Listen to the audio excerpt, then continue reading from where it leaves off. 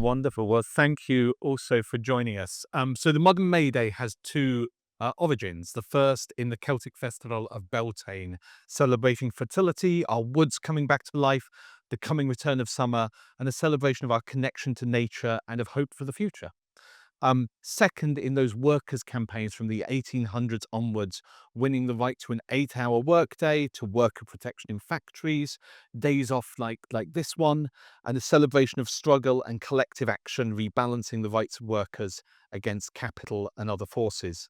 But on this May Day, data centers across the globe will be burning kilowatts after kilowatt of power to churn out AI answers and sometimes AI slop to aid medical drug discovery, but also to support CEOs to identify new job cuts and efficiencies, to support learning and creativity, and to copy the work of creators without consent or compensation.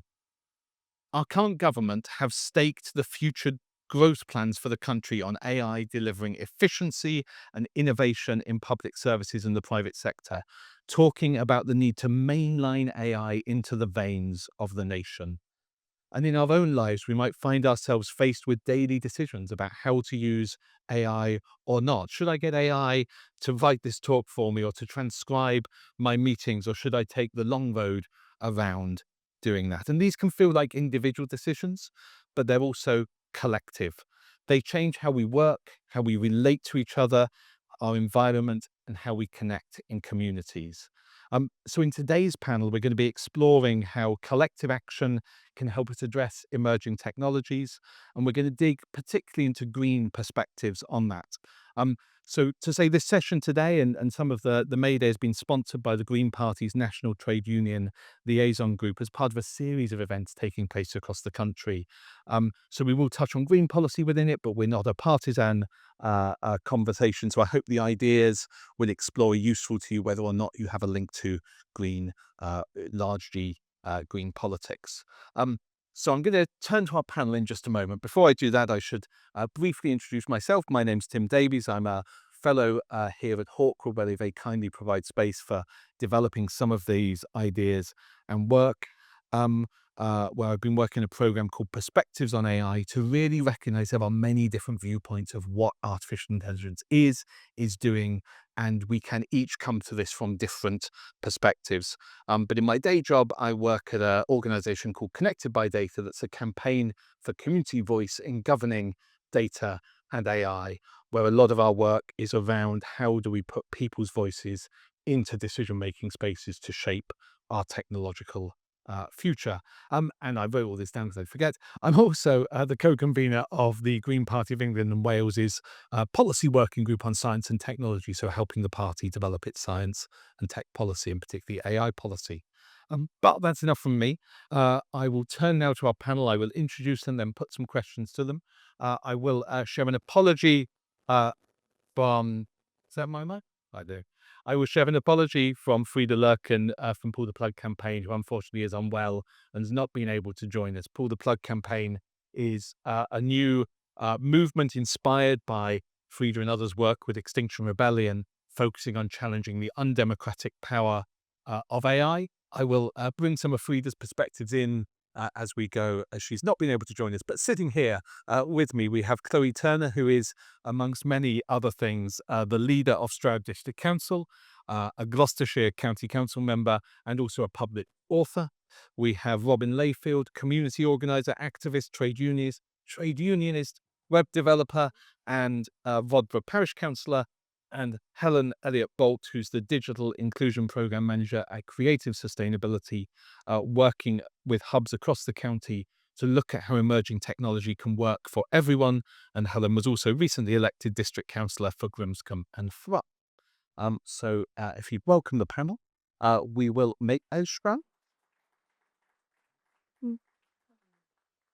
So I want to start our discussion by asking each of you to reflect on how you're seeing emerging technologies, AI included, impacting upon both communities and work. And Chloe, I wanted to come to you first and ask particularly about how you're seeing AI impact on the work of the council, and maybe if you've also got perspectives from your role as an author, how it impacts creative work. Wow, there's a lot, a lot to cover there. So yes, I think my background, I come from a background of finance. I'm a chartered accountant. I also worked for Yahoo for a while, so I describe myself personally as quite sort of tech curious, but also very conscious of the ethical issues around these emerging technologies. So when I see them starting to emerge in the councils, we're not necessarily the first adopters of technology, but even the district and county councils are starting to see AI usage proliferate. We want to see them emerge in a way that works for our communities, that works for the environment. And so far, we're seeing, I think, the governance not quite keeping pace with the adoption. So I'm the chair of the audit committee at the county council, for example. So I'm thinking about what is our governance of the usage of AI? Can we as an organisation pinpoint exactly where we're using it at any one time? Are the managers who are in those service lines able to say exactly how it's being used and what controls are in place to make sure there's always a human in the loop, to make sure there's no bias in the way it's being used, and to make sure that it's being used in an environmentally conscious way?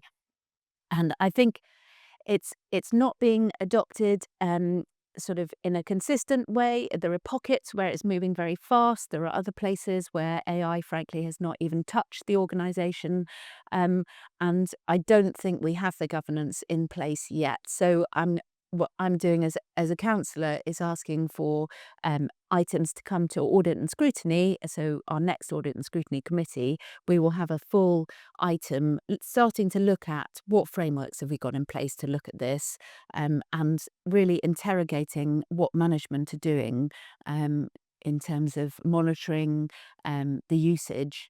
But separately, I suppose with my author hat on, I'm thinking about the impact on culture and the replacement of generation of cultural material, and the threat to that, where AI is used to replace human creativity.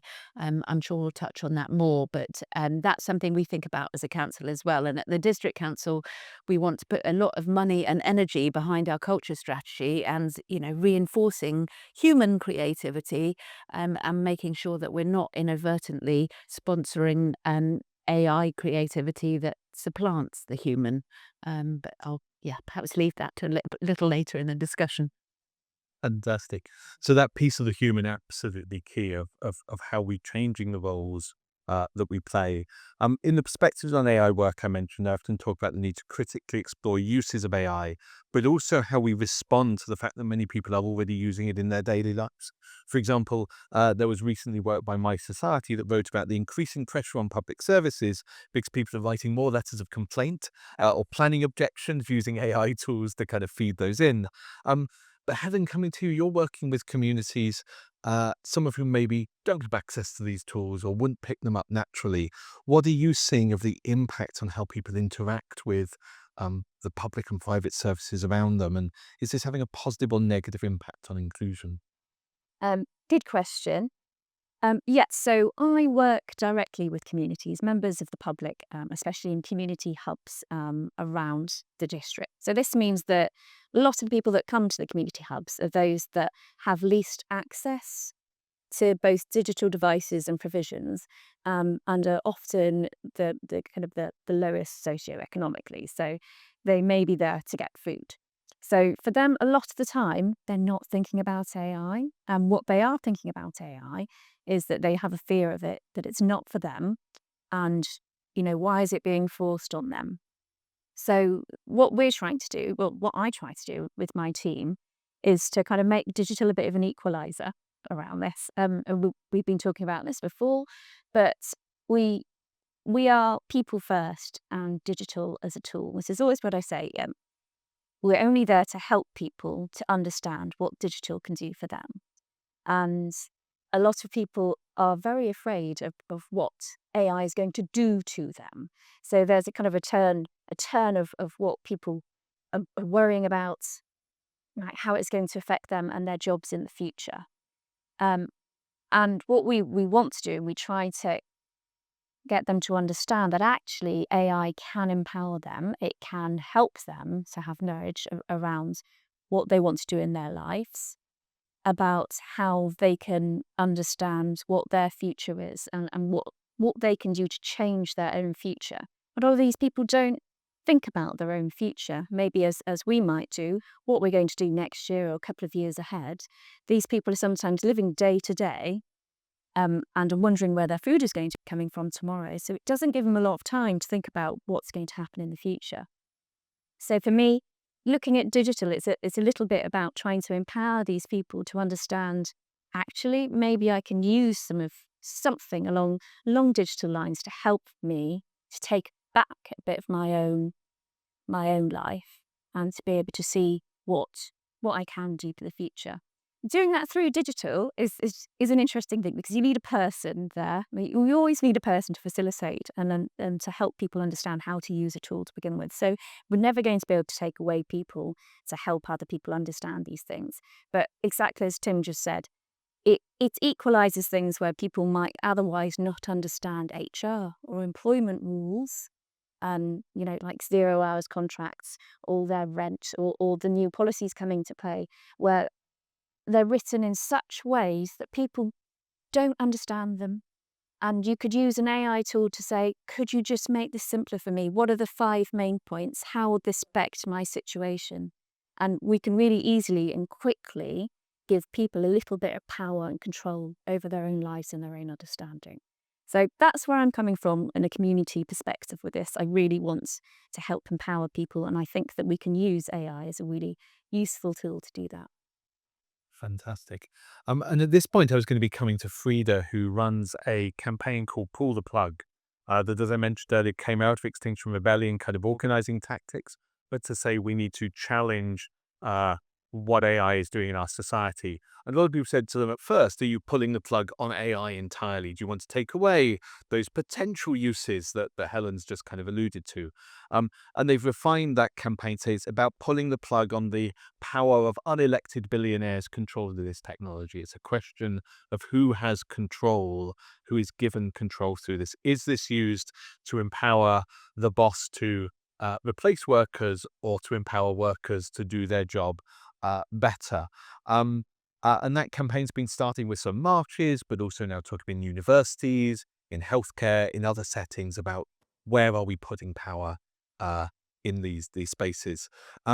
So maybe to come to Robin then, that mobilization, bringing together diverse groups to challenge technology or to rethink technology, has a lot of links also to how organized labor has worked. And you've been thinking a lot about the role of trade unions and also the Greens thinking more about trade unions, which historically they've not been tightly associated with. What role do you see for that organized labor in shaping the future of AI? And are there any tensions there? First of all, hello, welcome, assalamu alaikum. It's really good to see everyone in here.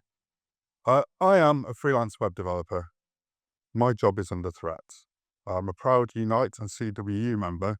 I believe that everyone should be in a union. Unions are there for us. People don't often think of unions until they need them, and I think it's important that their work is prioritised. I work with a graphic designer. His job is under threat. His clients are increasingly using AI to generate images that they would hire him for. There's a bit of a turnaround on that because now AI-generated images are being seen a bit like clip art was. They're very well developed, very incredible images, but people see them as being a bit cheap because they know they're AI-generated. So I think there's hope for him and his industry. In another role, I'm a commissioning editor for Amplify Stroud, which is a local news organisation. That job is also under threat as news is being generated or written or summarised by AIs. Search engines summarize content so people don't visit the sites that do all the work to produce the content in the first place. I think it's quite easy to see AI as a threat, but it's also an incredible tool. It's an incredible tool for accessibility, language translation, text to speech, summarizing complex documents, and following from Helen's point earlier, I'm a member of probably both those groups. I'm someone who works with AI, and also someone who really doesn't enjoy filling in forms. I can see the real power of AI to help me navigate the complexity of legislation and, form filling. I think workers are very much under threat. I think AI, there's so much money invested in it. It's being pushed on everyone. Microsoft has embedded AI in everything from No, but it's probably a minesweeper now. They're putting it everywhere because they want everyone to use it. I think that's maybe not the best approach to use. I also see in wider industry, AI has been used not to create layoffs of staff, but to justify them in managerial meetings. Oh, we're bringing in AI so we can lay off a load of staff. More prosaically, companies like Disney, Disney's laid off 1,000 staff, including their entire storyboard design team. They've taken their work, their 20, 30 years of work, fed it into an AI to generate their work for them. They don't need the artists anymore. I think that's really heartbreaking. Conversely, there's a human element to creativity. People really value things that are created by humans. Humans can create, AIs can only present what they think you want to see.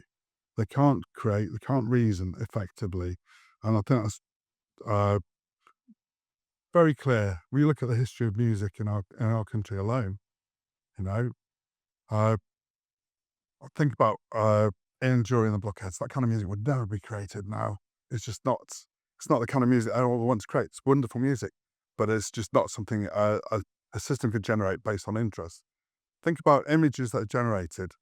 They're not representative of reality because they're AI inflected. They show you the best possible way that people might look, or the best possible representation, the most beautiful image of nature. It's not real. I think we're starting to see that. I think I've wandered away from my point quite a lot, but I think workers' rights and representation are absolutely fundamental. If AI is going to take away our jobs, then it needs to pay us to live our lives. And I want to come to a question that, again, Frida kind of put when we were talking in advance, which is sometimes unions haven't been on board with campaigns around, say, data centres, saying, we want growth, we want the jobs that this brings to an area, rather than talking with communities who maybe have objections to the use of local energy, the blocking of housing supply, or the local impacts of that. I'm curious, maybe to kind of pick up on this theme of how AI is showing up in our county, whether it's showing up in physical infrastructure, whether it's showing up in the local economy, whether it's showing up in our public services, and where you're seeing tussles over that. Are you seeing a group pushing or pulling on what that should look like, particularly for Gloucestershire, which has a sort of tech cyber vision? Maybe Kelly, I can come to you on that. Yeah, I mean, I feel like as communities, and as workforce, we're really getting the crumbs. We are seeing some digital enablement. It is easier to have transcripts of meetings now, and it does provide some accessibility to complex documents for people to be able to use AI to translate them. But I think we are losing out on the bigger narrative, and that is why in the Workers' Charter that we put on the table, we feel we need a national strategy that means some of the gains from AI feed down to the workforce, because everything is just translated back to growth. And we see that both at the national level, the structures that have been set up around AI are all about the growth that can be generated and not nearly enough about the safeguards, the ethics, the impact for communities. And I'm seeing that at the county level as well. So the county has this Stronger Futures programme that it's about to put in place. It's essentially a cost-cutting programme in response to the fact that government funding has been very harshly cut in areas like Gloucestershire in preference to the metropolitan areas. AI is a big tranche of that. And, while the county are claiming that there isn't a direct link in terms of future job losses coming from this programme, it's impossible to it's impossible really to believe that, because by making AI such a big plank in that piece of work, inevitably jobs will go, and they will be the jobs that young people would have taken, inexperienced people, the jobs that have a degree of replication, the jobs where you would progress on from that to something more strategic. And I suppose my fear is we're already at extraordinary levels of youth unemployment, 16, 17%. And we're putting in place these programs that are going to further displace the people who are most in need to get that foot on the job ladder. So I don't think it's operating fairly at the moment. I think it's all about growth, not nearly enough about communities, and that goes through everything. The data security. I think I've read a really good article recently. I'm sure you've read it too, by Rachel Millward, the Deputy Green Leader. And one of the things that really stuck with me is that AI isn't feeling like a tool anymore. It's feeling like a layer of power, and many of the people who are increasingly in possession of that power are bad actors, aren't they? And so, if this was a novel, you would see the dystopian future on the horizon, and it doesn't feel good, and it doesn't feel like, as local people, as communities, we've really got control over any of the threads in this. But sorry. No, that's up the big challenge for us, and maybe Helen, I was going to come to you next on the challenging that power, because you spoke of getting communities at that grassroots to kind of use technology, but also some of the questions: who's making, who's designing, who's shaping technology, and can we get communities involved in an alternative imagination of what technologies we want? Right. Um, yeah, first of all, I agree with all your points there, Chloe. These are huge challenges, and they're ones that we are not um, either as communities fully taking advantage of, or further up as councillors, and definitely as bigger government, um, looking at and really looking at what the challenge is here. I mean, I've been working directly with a couple of different universities. So, University of Gloucestershire, they've been doing an interesting community kind of AI project where they've been looking at collecting community data, and making a database. So, when communities collect their own data, they can put it in, and they can put out locally managed information. So it just comes through to a locally kind of served machine, which just puts out the information that they want. So this information, this data doesn't go to like the big corporations to hold your data and use your data however they want it. But they can put out a report, for instance, on either fundraising, if they wanted to put in some request for some money, or they get to understand the work that they're doing in their communities. So if they want to know what the health conditions are in their area, they can put all the reports of the local data that they've got into this machine, into this data spreadsheet, and it will give them a report on that. So that's a really good use of understanding and collecting community data, and that then belonging to that community. So this is something that we need to replicate far and wide, and this is something that Tim was actually working on with us before, having a kind of a locally used and a local server to collect all of that data, so that it's owned by the community. And it's something that we need to put rails in place, these safeguards in place around this community data, to say, no, we're not going to give these oligarchs, these billionaires, these people who aren't governors of our space, we're not going to give them that data, because it's worth an awful lot to an awful lot of people. We need to make the communities and the councillors and government here understand that, and that belongs to us. And that's a huge thing that we need to do right now.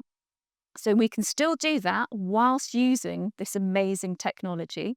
We just need to be getting those people who write policies and who have power to put that change in place right now. One of the other projects that I'm working on is helping people imagine their futures.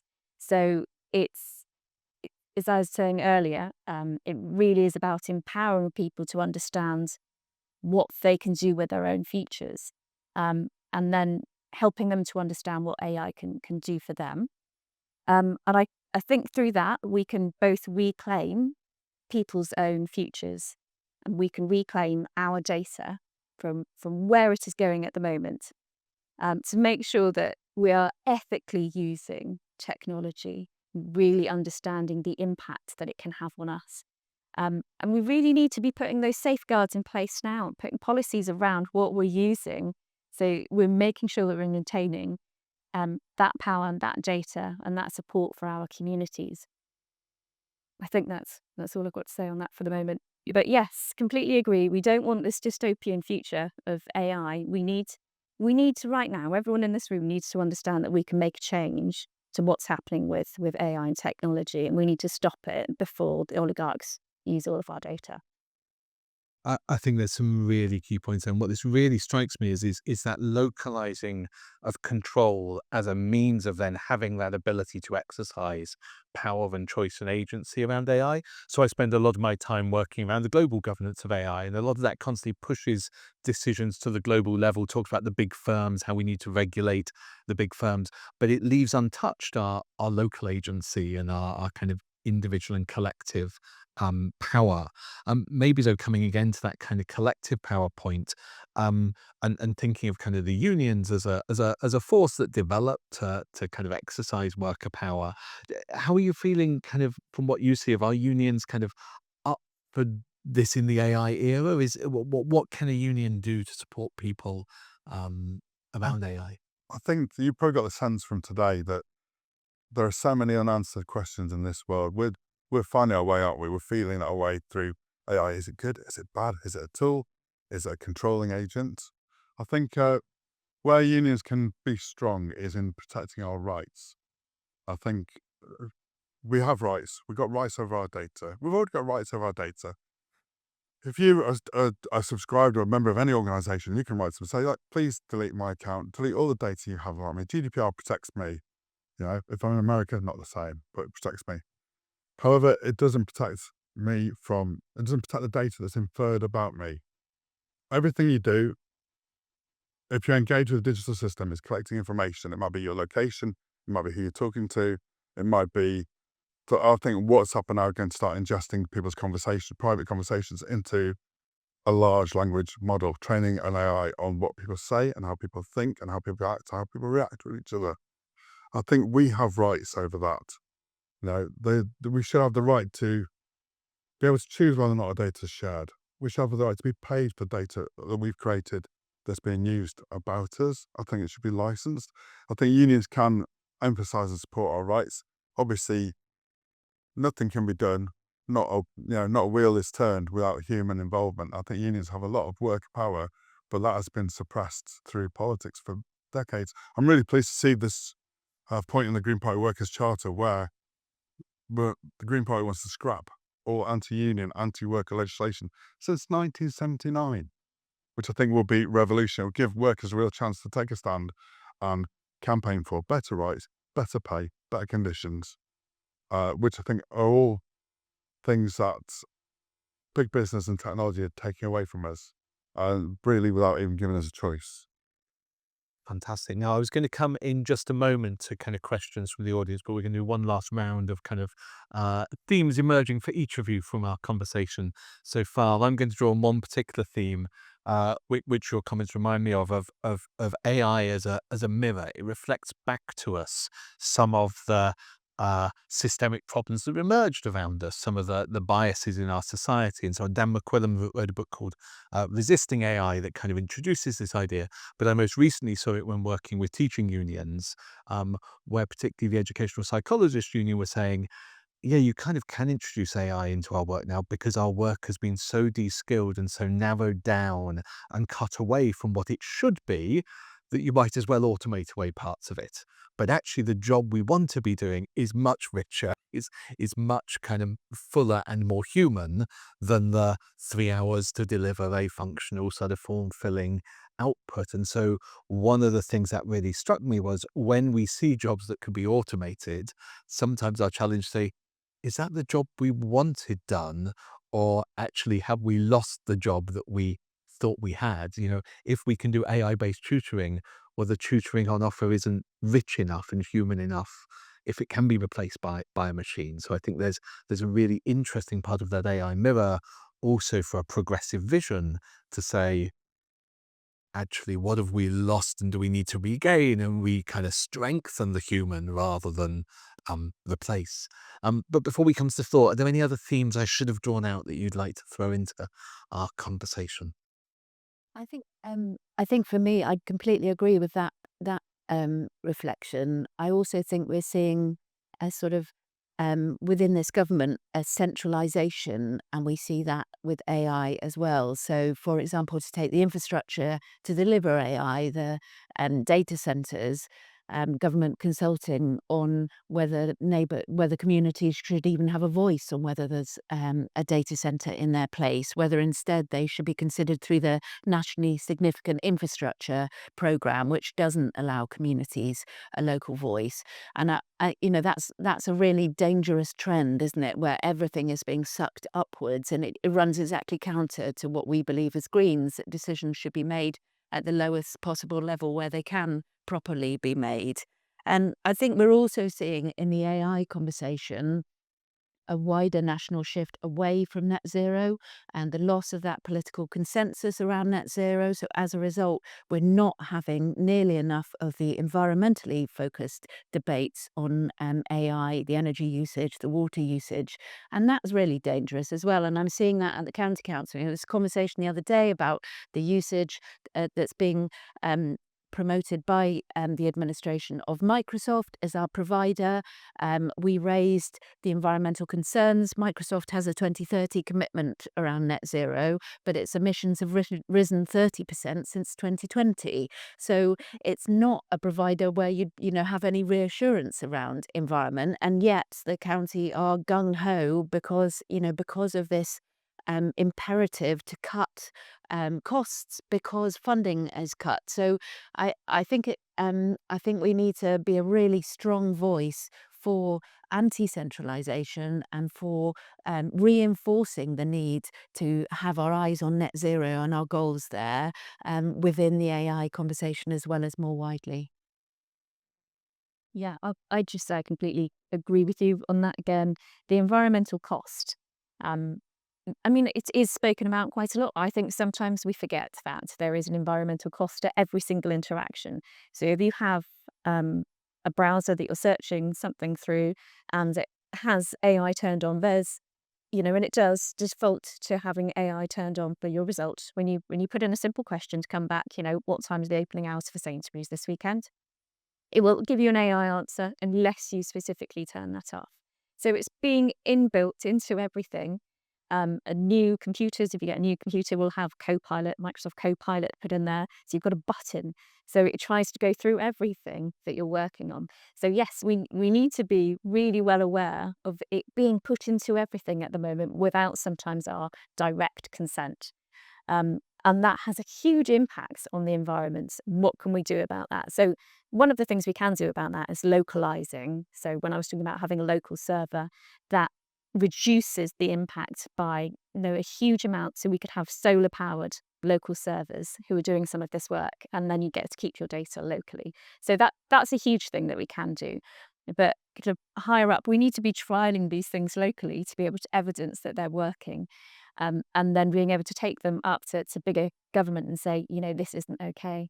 We can prove that this is working this way, that you can't inflict this on everyone without giving us the choice. And I think what we're feeling a lot of the time and what communities are feeling is that they're not having that choice, that it's being people are feeling it's being put on them. Oh, well, a nice segue then from choice to decisions. My real concern is about decision making. I think, first of all, us humans, we've got an inbuilt tendency to anthropomorphize, to attribute human values to pets, animals, objects, plants, AIs. We tend to, AIs are designed, or our interactions with AIs are designed to give us a sense of giving back what we want. And I think that can make people trust AIs more than necessarily they need to. And I think it can also create, if you can ask a question and get 3, 6, 10 pages of answers back, it creates a sense that you've got this magical amount of expertise at your fingertips that may not necessarily be true. It might even take away that reasoning that you would normally have brought to the debate.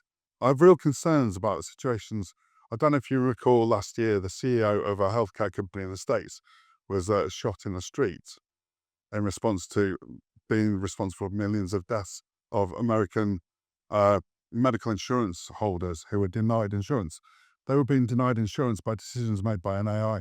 I don't think decisions that affect people's lives should be made by an AI. And my real concern, and I think this is something to say back to county, is where it's like, maybe it's a housing application or some other applications being processed through a form. Decisions, just, yes, no, tick. There's no human involvement in that decision making. I think it should always be room for empathy and consideration. I think that's something we need to really hold and think about. Fantastic. Thank you. So we're going to come to the floor now, and if you have either questions that you want to bring in or contributions, if we can ask any of those to be kept to sort of a minute or less, and questions to have sort of a question mark on the end, so people can answer those in some way. And I think maybe we'll collect 2 or 3 if there are that, and then we'll come back to a discussion here. So if you have something you'd like to bring in, we don't have a roving mic, so just please speak loudly with your contributions. I see. Oh, do we have a roving mic? Maybe we do. We do have a roving mic. I was missing A roving Alicia. Excellent. So if you raise your hand if you'd like to make a contribution, I think I see one here, and then Claire. Yeah, that's Claire, and then behind you. Yes. Thank you.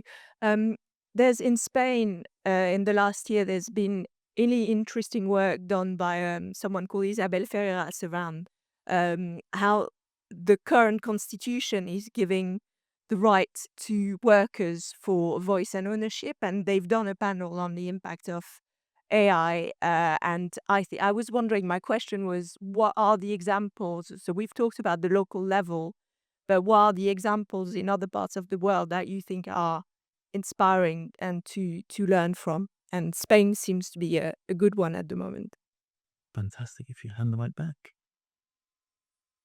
Thank you. I've come into this as someone who's not engaged with these issues before. So I'm hearing a lot about decision making around siting of data centers. And frankly, I'm not really understanding what the issues are there. So could that be unpacked a little bit? Yeah. And did we have one more? What's he got? Also, over this side. Or take two to this side, and then one. I'm sorry, I've got your name. The lady on the right mentioned that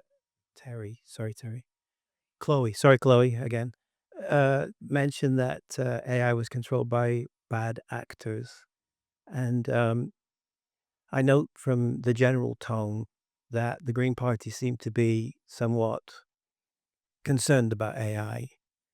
I thought the lady Helen spoke quite well about this, that although people in the lower level of society, if I can use that term, I'm not sure it's okay to say that, but the lower level of society perhaps are a little bit intimidated by this.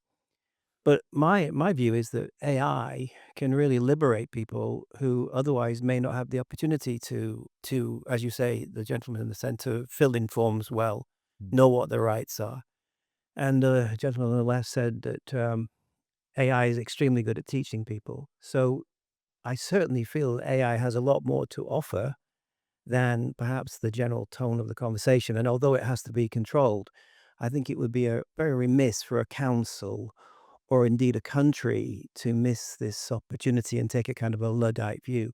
And I read somewhere that the EU was the most effective legislation to control AI, but we have no global AI companies, for example. Yeah, there was one more question at the front, and then we'll come to the others in the next round. Question, exactly. I have literally come from Minchinham, where my son is now living, and he is involved in research into AI. Sorry, my son. I'm a dinosaur. 70. He's involved in research into safeguarding with a view to selling it to the government. And he says, you have no idea how the world is going to change. And he's saying that the EU have got safeguarding going.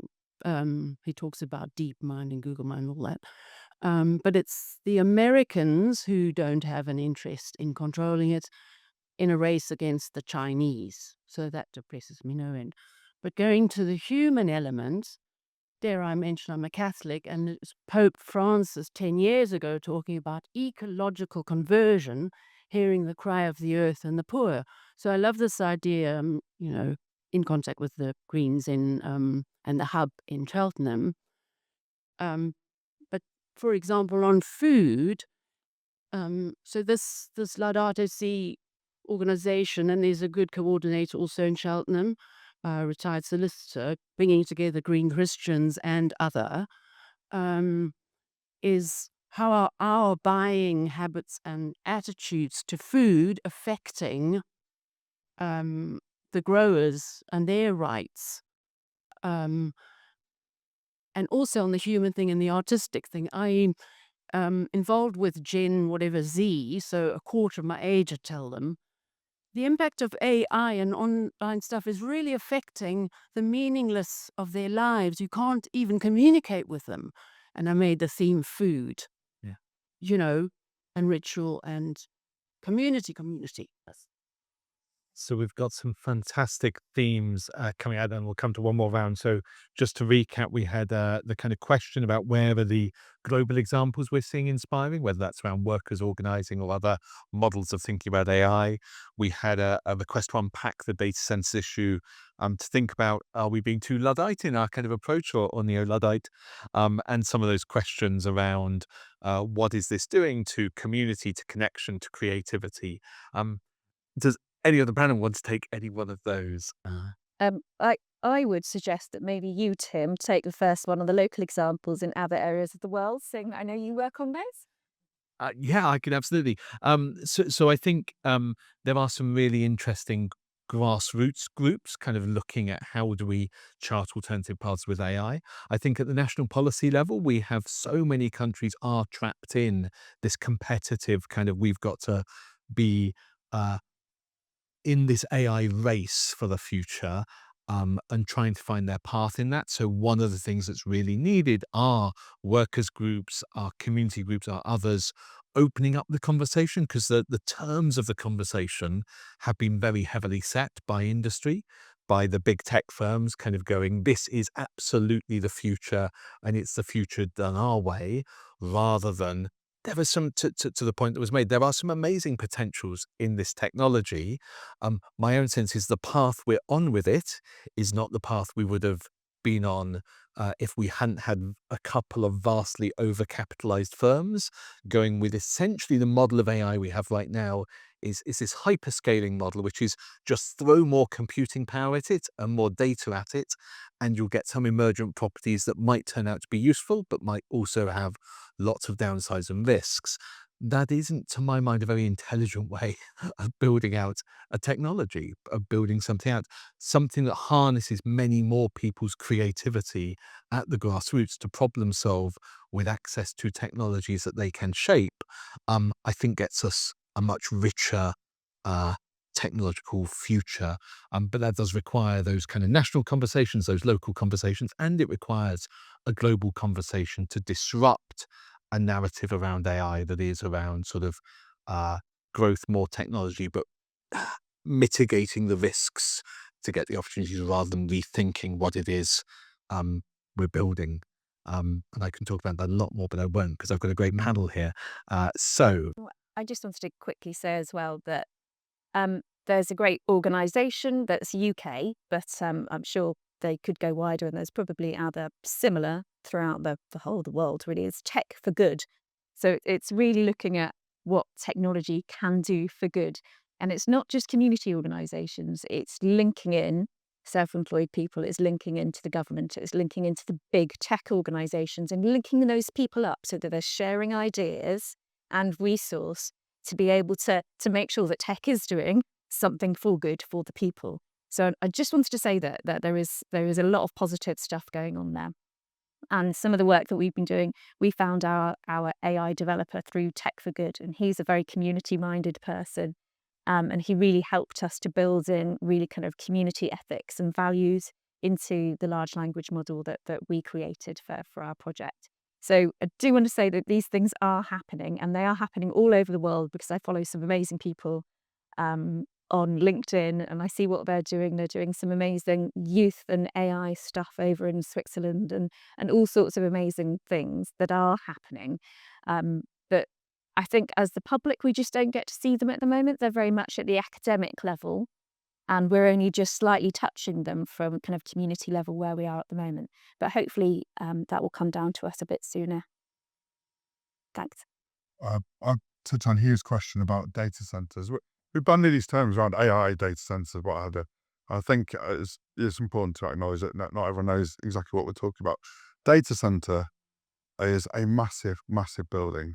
And the bigger, the better in terms of the people that are paying for them. Imagine like an Amazon warehouse, but it's filled with massive of compute technology. Needs its own power station to supply it. Needs its own water supply to keep it cool. There is evidence now that data centers are so big they're generating heat islands. You know, when you go to a city, it's 1 or 2 degrees warmer, up to 16 degrees warmer in the immediate environment. Now we know what rising temperatures do to the local ecology. I think the consumption, particularly when you look at the states where there are water shortages in areas around they're hosed by bans in areas around data centers because they need the water. The public are having to limit their use of water for the data center to be able to access it. Energy prices are increasing for home users because they're in competition with the energy consumption of the data center. So there's a lot of exploitation, a lot of almost like the enclosures. There's a lot of things being taken to establish these buildings, these massive buildings. Yes, they create jobs, but they don't create many jobs, and not certainly most of the jobs are during the construction of the buildings and not afterwards. So I give you a better sense of the data center. Yeah, I suppose it's a bit like the issues around, as you say, building a new power station. It's a big piece of Infrastructure, yeah. So it has all those. That's why it gets escalated, and government likes to think about big infrastructure. You know, Yeah. the From the internet and what have you. perspective, I mean, the issue from my point of view, well, there's a few issues. You know, land is scarce, and these use a huge amount of it, and they deliver no community benefit. They actually involve very few jobs over a huge footprint. Currently, although we're campaigning for this to change, there's no requirement that they're operated under renewable energy. So the kind of things that are being proposed in Gloucestershire right now dwarf the carbon emissions of the whole county in a single unit. And that is making money for a company at the expense of, you know, not just us locally, but the whole world. So I think the idea that a local community wouldn't even have a say about one of these megaliths being plonked in the middle of it, when it has no benefit for community, is alarming. So I appreciate they're part of a national strategy, but yes, my remit is I just that's what's being consulted on. one more station, one. Data center, yes. But they've got Data center. create more carbon, Yeah. and the entire population, the cars, the industry Of of the entire Gloucestershire. Yes, that's what the one that was proposed recently. That was what its carbon emissions were going, because it was going to be powered by gas coming in on barges. Sensor, you took every single person's house and every single person's car and every single person's. Not the heat, the electricity It's usage. like a power station from that's impossible. The electricity usage. So, and unfortunately, it does also generate heat, but there's nothing that can be done with the heat because they're nowhere near settlements. So, I wanted to come on to your points as well, because I think, you know, yes, I think there is a tendency to talk about the negative. I'm somebody that is definitely interested in technology. I spent a lot of my teens when I wasn't bird watching writing code. So I definitely appreciate the technology, and it does do some exciting things. And even in my day-to-day job, you know, taking out some of the boring stuff, transcribing meetings, but also things where, let's say I've wanted to represent quickly where we're doing climate projects across the district, I can have it represent that on a map in a matter of seconds that would have taken me hours. So I do respect the, you know, what's coming out of the technology. I suppose what I think we're all talking to is its potential in the hands of bad actors. Peter Thiel, the chairman of Palantir, recently said that he doesn't think freedom and democracy are compatible. For me, that, you know, that's profoundly alarming. And so yes, we probably are erring on the side of caution, but we do also celebrate the upsides. We just want the right governance to be in place so that we can use those upsides without threatening our communities and wider society. Loads more we could say, but I saw some other hands earlier. So let's come to one more round of hands from the room. I think here next, and then we'll come to this side. Thank you. Yeah, I was just going to ask about young people, and I think it's true to say that AI has a disproportionate impact on young people's jobs. You know, people who are early on in their career are more likely to lose those opportunities. And is there anything you think we can do locally or nationally to redress that issue? Brilliant question. Let's come to this side. I was just going to say, is it worth it? You know, is the convenience and the accessibility and whatnot, is it worth the human and the environmental cost? I've used AI for accessibility reasons and it's been helpful. Funnily enough, the help it did give me, the union said it's rubbish and they redid everything. So is it worth losing our natural resources for AI and for these data centers? And is it worth losing our critical thinking skills over time? Is it worth it? I don't see the point. Yeah. Yeah. There you go. Right. It's not fucking worth it. Yeah, sorry. Hey. I'd rather remain intelligent over my lifetime. But here we are. And I was really glad that you mentioned kind of the bad actors and Palantir and all of that, because I think I would love to hear more from everyone about how we support human decision-making, human choice, human agency when we are being subjected to a technology that has been created and is being pushed by people who have not just an anti-human agenda, but an anti-life agenda. They have very proudly and particularly deliberately made a point of putting out there in terms of the kind of beliefs and the statements like Peter Thiel has about being not just anti-democratic, but being kind of indifferent to whether or not human life continues on the planet. They have this this kind of, the whole singularity thing about whether technology will take off and kind of replace humans, but also biological life is almost kind of dispensable. I used to be a software engineer. I fell out of love with the profession for this reason. The kind of people surrounding me were so anti-human in their inhuman and a kind of contempt for the basic forms of reasoning and kind of emotionality that makes somebody human. So I'm just really interested in what we can do to support human participation in decision-making when there's these huge forces pushing against democracy and against life. We've got two last comments, so we'll come to the back and then Adrian on the front. Why are we talking about this? There's a reason I'm asking. I know, and I think a lot of people who are aware know that the Earth is already in overshoot, capacity-wise, for what we're doing with it. And that's before AI is really born. It's gestating at the moment. Wait till it's fully born. We haven't got the resources on planet Earth for this. We shouldn't even be talking about it, really. Just say it's a no from the start. Right. And last comment to the front, Adrian. Thanks for such an interesting discussion. I was listening to a politician on Friday talking about the need to reduce the welfare bill because we need to have, and he actually said, more productive economic units, which I think he meant workers. Yes, it beggars belief. But what it does get me thinking is, as much as I hate the thought of AI, it's difficult to put the genie back into the bottle.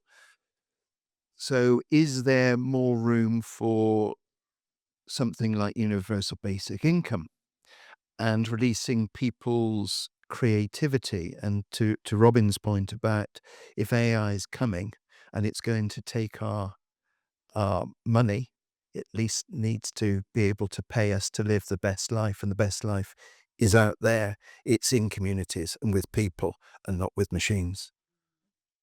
Fantastic. Well, we will very quickly wrap up on our panel. I will, though, give Green Peer, I think, Natalie Bennett's response, which was, we were told, they used to talk about universal basic income as one of the downsides is we'd have a lot more bad poetry written.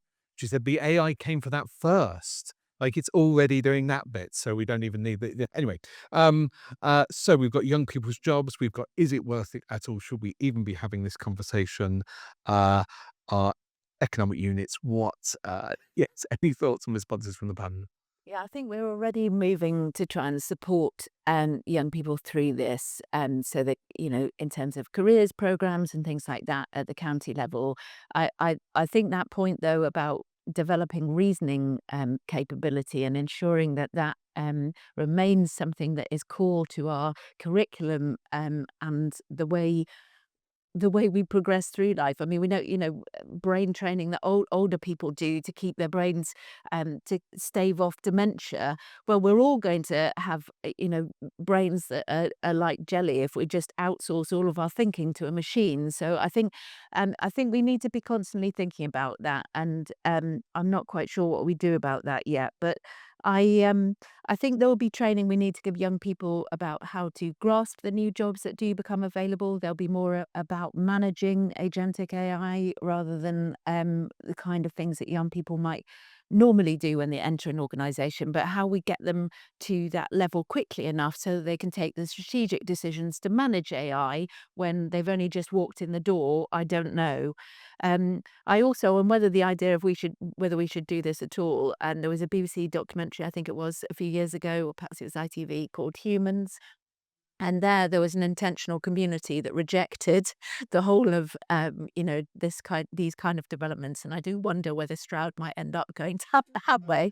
But like, no thanks, it's not for us. But we're not there yet. I think we just, we're very alive to the risks. We want to embrace the upsides, but we want to improve the governance. And yeah, it's just such a rapidly changing field, isn't it? Yeah, I'd like to contribute as a proud economic unit. For Joe's, just moderately.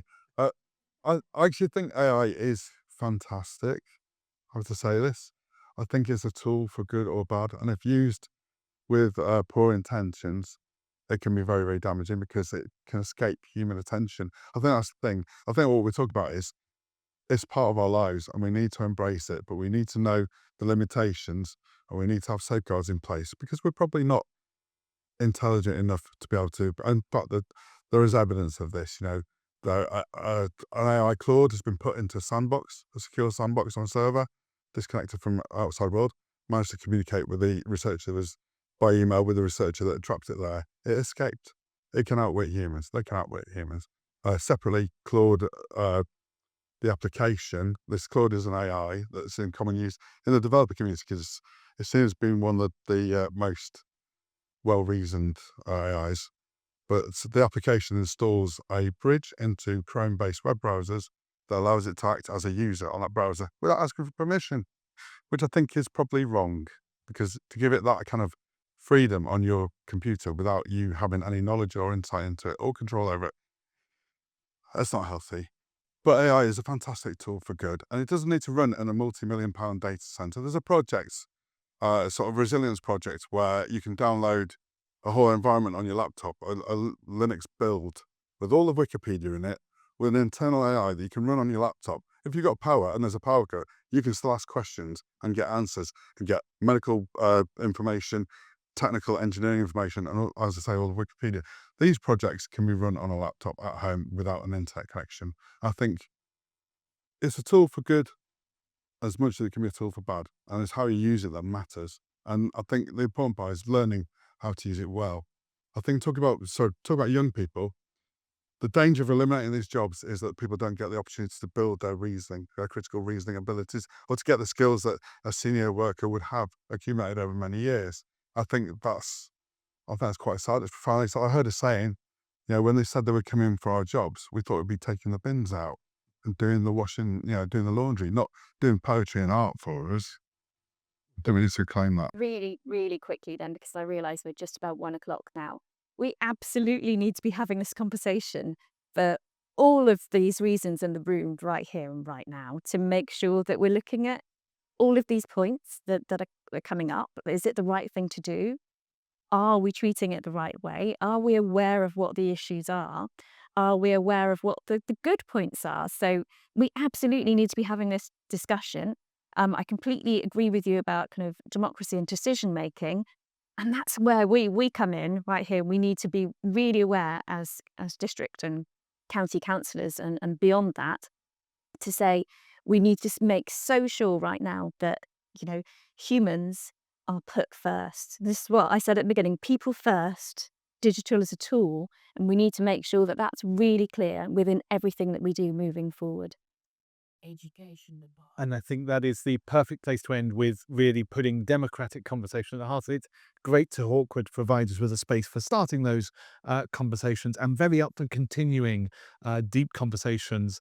And if Friedrich had been here, also supporting the resistance and the reshaping and the deep conversations that we need to have around a tech future that we can be hopeful about and believe in as well.